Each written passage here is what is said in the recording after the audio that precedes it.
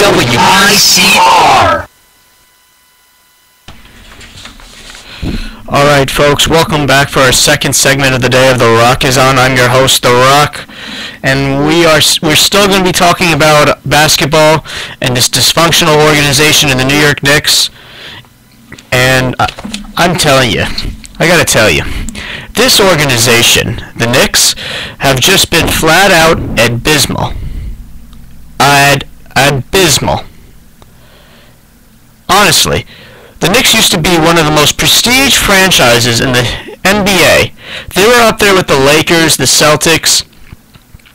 You know, now with the Spurs. Now, I would say now they're the most prestige team, but they were up there with the Lakers, the Celtics, the 76ers, the Bulls. You know, the Knicks were at one point were the face of basketball, or were the face of the NBA. And some people would say, you know, back then, Madison Square Garden is the mecca of basketball. Now it's a dumpster fire, an absolute dumpster fire. And if you're a fan of this team, it's just really appalling, flat out appalling. Because the last decade and a half or so, the Knicks have only made the playoffs three times, and only had maybe one or two winning seasons. So since 2001, so this is post Patrick Ewing, I wouldn't say post Latrell Sprewell because he was on in the earlier part, but this was kind of like, you know, the Allen Houston days, if you want to say, the later part of the Allen Houston days. And since 2001, and I'm going to give you the win total for the Knicks. Since 2001, and I'll go season by season. They've had 48 wins, 2001, made the playoffs that year. 2001, 2002, 30 wins. 2002, 2003, 37 wins. 2003, 2004, 39 wins, but they made the playoffs, but unfortunately got swept by the Nets in the first round that year. 2004, 2005, 33 wins. 2005, 2006, 23 wins. 2006, 2007, 33 wins. 2007, 2008, 23 wins. 2008, 2009, 32 wins. 2009, 2010, 29 wins.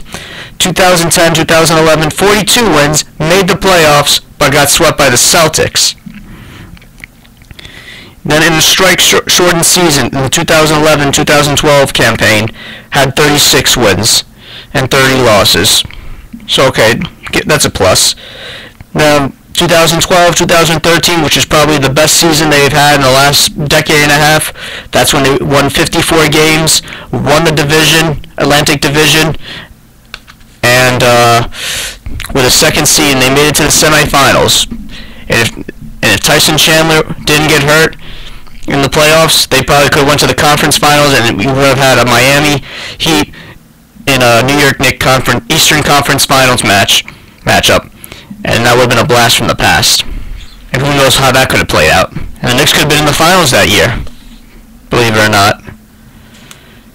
And then after the impressive season of 2012-2013, they had 37 wins 2013-2014, then an abysmal 17 wins in the 2014-2015 campaign, and then last year 32 wins.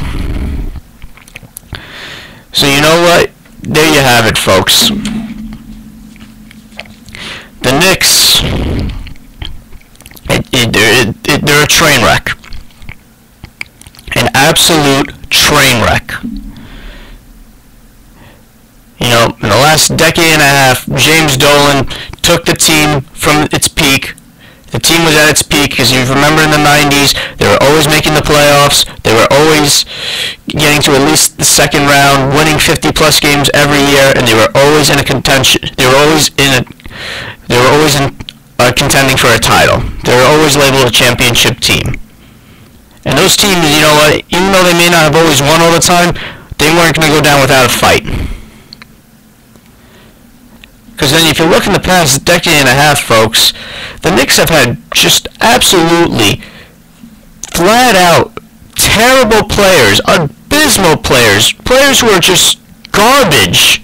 Absolute garbage. And if you don't believe me, I'll read you the names right here. They had players like Eddie Curry, Jared Jeffries, Ronaldo Balkman, Stephon Marbury, who was way past his prime and was just overrated when the Knicks got him from the Nets, and Jerome James. You know, it's you're not going to win with those kinds of players. And you know, the Knicks at the time, during in the recent years, would always make bad investments and always overinvest in the player. Jared Jeffries was a prime example, giving him $20 million a year. That was a mistake.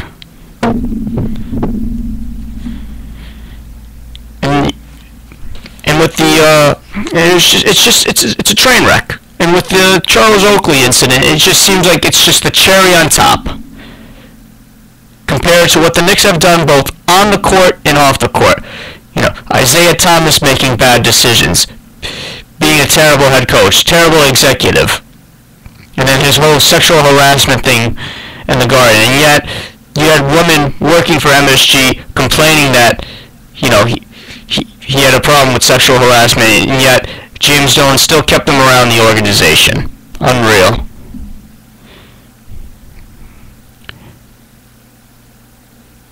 And then referring back to the Oakley incident, it's just crazy. And you know what? And it's just, I think this was just terrible on the Knicks PR department, where they after the incident occurred, the PR department sent out a tweet via social media, and they said, "Oh, Charles Oakley came here, was aggressive and was very disruptive." Which, you know what? Okay. And you gotta get escorted out. And I'm thinking, okay, you know what? They're just saying what they have to say. No big deal, right? Wrong.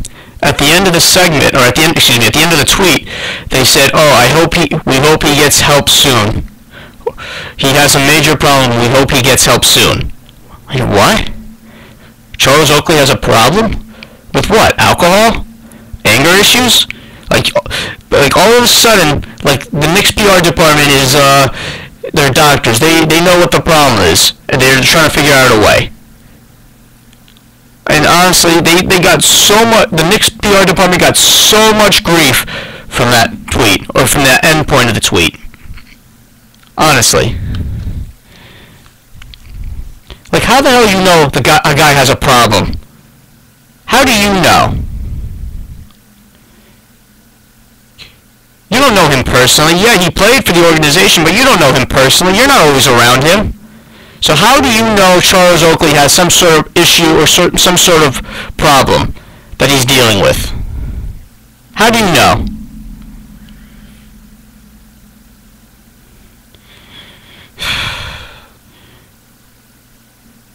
And with this incident, it was the cherry. To me, it was the cherry on top, but it's just another footnote and another embarrassing moment for the New York Knicks, both on the court and off it. And honestly, they're probably the most dysfunctional team and organization, and not only in New York, but sports, but all professional sports.